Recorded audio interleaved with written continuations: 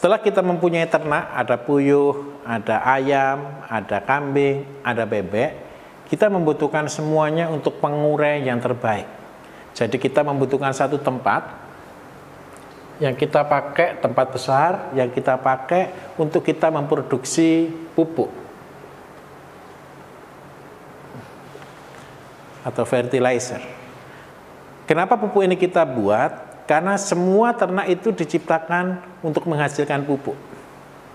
Nah, ketika kita butuh tempat yang besar ini, kalau ada di sini ada mungkin kotoran ayam, bebek, kambing, dan lain-lain.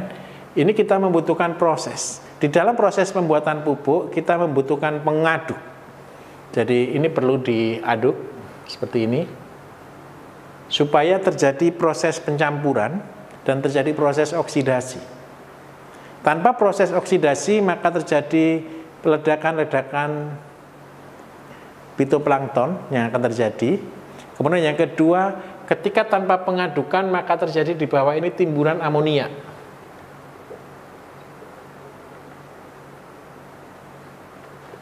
Yang harus dilakukan, kita harus memberikan ikan di sini. Apa pentingnya ikan untuk kita pelihara? Ikan adalah alat yang kita pakai untuk memproduksi pupuk. Jadi ikan ada untuk mengurai dari kotoran-kotoran yang ada, untuk diurai, untuk menghasilkan pupuk yang bagus. Pupuk yang terbagus itu adalah di dalam air kolam. Kenapa air kolam ini sangat bagus? Karena dia mempunyai unsur N, P, dan K yang lengkap. Seluruh penelitian kita akan mencoba setiap tanaman, setiap kandungan itu adalah di dalam air kolam. Ketika ikan bisa hidup subur di situ, maka air kolamnya pun akan bagus. Ini kunci utamanya. Jadi, kalau kita punya air di dalam kolam, kita pelihara ikan di dalamnya dan ikannya mati, berarti airnya tidak bagus. Berapa dosis pupuk yang terbagus adalah ketika ikan itu bisa hidup. Jadi itu adalah hukum paling mudah untuk kita menentukan satu nilai berapa komposisi terbagus adalah ketika ikan itu bisa hidup di saat dia tidak mengalami kelebihan di fitoplankton, jadi tidak terjadi belum fitoplankton, tapi dia di kondisi ideal untuk satu pertumbuhan semua ekosistem air. Apa yang dihasilkan dari kolam ini? Kita menghasilkan pupuk lengkap. Kemudian yang kedua, kita menghasilkan ikan. Di dalam Alkitab, ikan ini adalah satu lauk yang diberikan Tuhan. Satu pasang antara roti dengan ikan. Dua hal, dua kali, bahkan ketika Tuhan Yesus memberi makan 5.000 dan 4.000 orang, cerita ini juga diangkat, memberi makan roti dan ikan. Ketika Tuhan Yesus mencari murid-muridnya, dia memberikan perintah yang sama.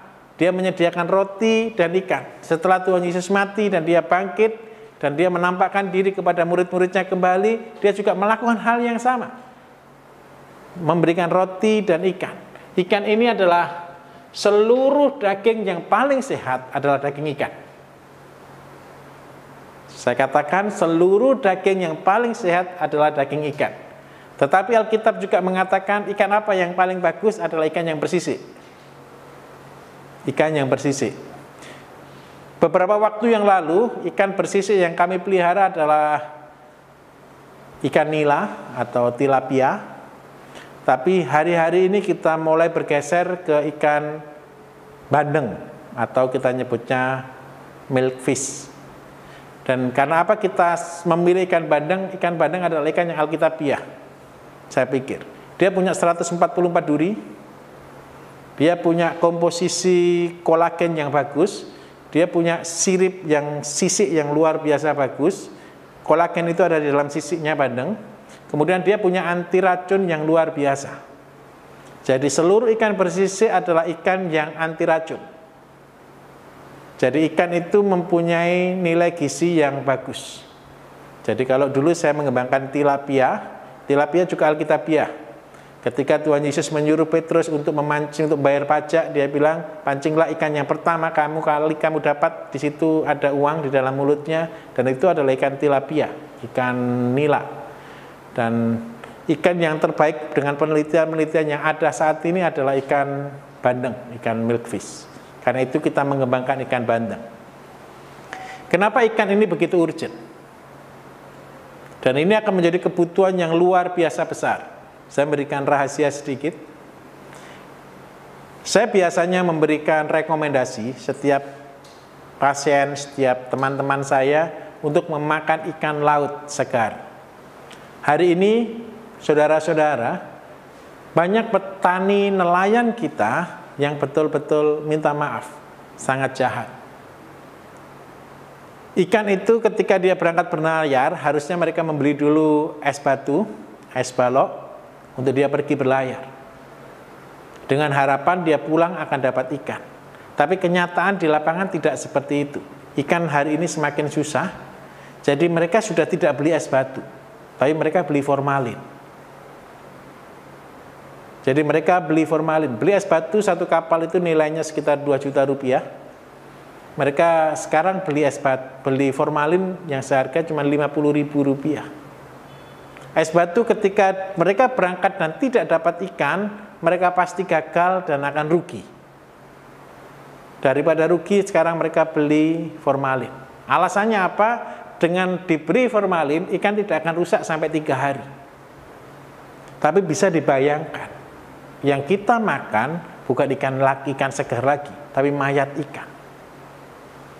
Ikan yang telah diawetkan. Dan ini sangat-sangat beresiko tinggi.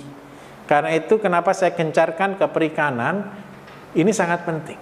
Kebutuhan yang sangat mendesak sebenarnya ada di ikan.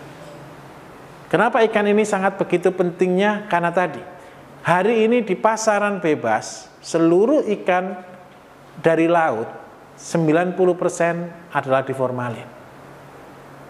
Nah, bagaimana cara menyelamatkannya? Mari kita membuat kolam. Dan ini wajib. Di dalam integrated farm, hal yang wajib harus ada adalah memelihara ikan.